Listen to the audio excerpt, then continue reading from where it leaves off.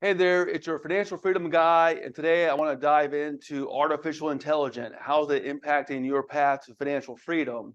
Because there's an impact, right? Big time. So, to kind of set a benchmark, let's talk about intelligence, right?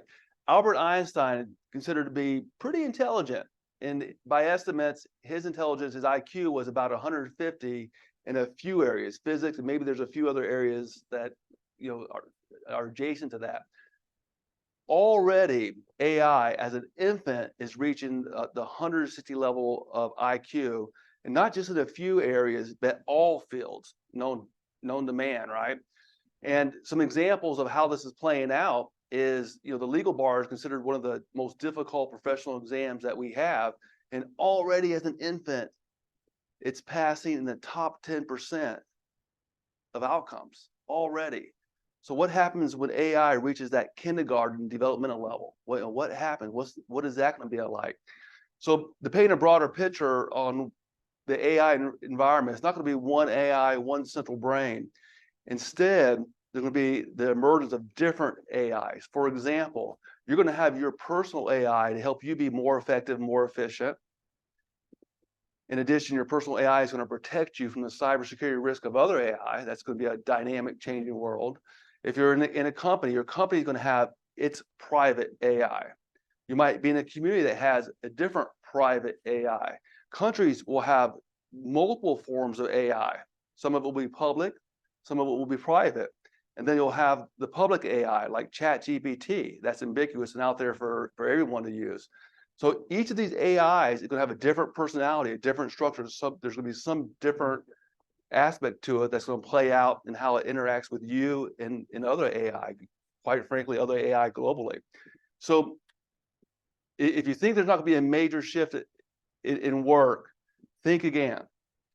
Not too long ago, robotics were introduced into controlled settings like factories and warehouses.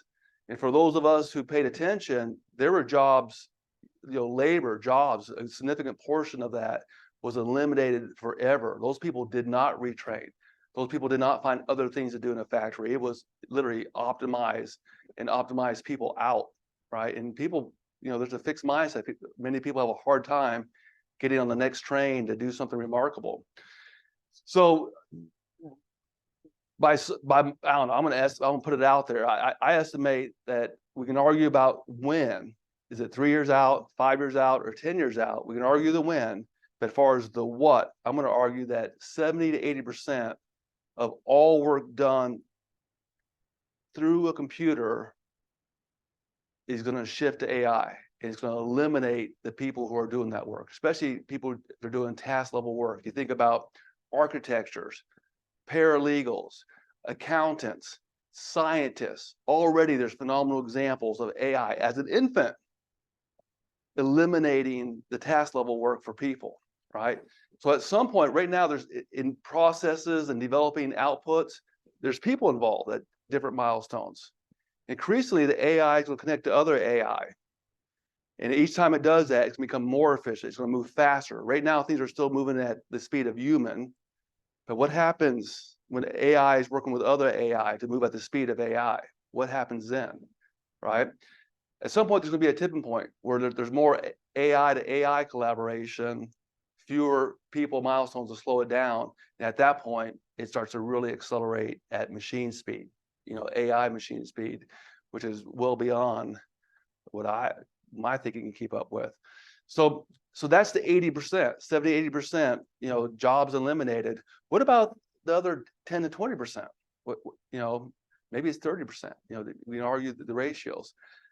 Those people will thrive, right? You can imagine how their productivity is going to be multiple, the efficiency, right? So the people who can do that last mile to take an outcome and take it to the final product, and then have the strong human to human, collaboration and communication skills, those people will thrive because their productivity is going to go up at least 10x conservatively, maybe 100, maybe 1,000. And I know these are crazy numbers, but I would not be surprised. So this scenario, so I collaborate, just got back from an event in New York. I collaborate with people inside the company, people outside, my partners. And a couple weeks ago, my partner John said something about. I said, John, what are people going to do? Because when people don't have something to do that's really meaningful, there's purpose. A lot of times we become self-destructive, right? Alcohol, drugs, other behaviors. And so John threw something out that I never heard of before called hobby life, right? Sometimes hobbies can be challenging, right? Goals, objectives, sometimes there's risk taking involved. So there's a scenario where some portion of that 80% get involved with the hobby life. I'm not sure where the income comes from, but these are new scenarios, so at least it's a starting point to expand our thinking. So you got robotics proven in controlled settings. You got AI, that's the brain is really developing fast. And on top of that, parallel to AI, you have robotics advancing. If you Google Boston Dynamics, look at already what these robots can do. Humanoid robots, they're already working in complicated work environments.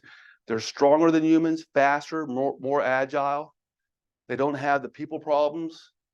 So it's easy to imagine a little bit further out, maybe that's 10, 15 years out, probably further out than the AI brain, but not too far out. I mean, 10 or 15, 20 years, that's not, that's like one generation. That's not a huge amount of time. So it's easy to imagine if you had a team out in the field, 3 of the 5 could be robots that are literally interacting with humans to get something done, right? Again, I'm not so sure if you can argue the what. You can argue the when, but don't argue the when too far down the road, because that'll cause a blind spot, right? Something probably will sneak up on you. So financial freedom in an AI world, and what is the future in a deeply integrated AI universe? It's coming fast. And remember, with the right mindset, dash of creativity, you can ride the wave, right? You can create a view of what that future state looks like. So what does your business look like 3 years from now with AI? 5 years? If you just work within that time frame, you can stay ahead of the curve and do quite well.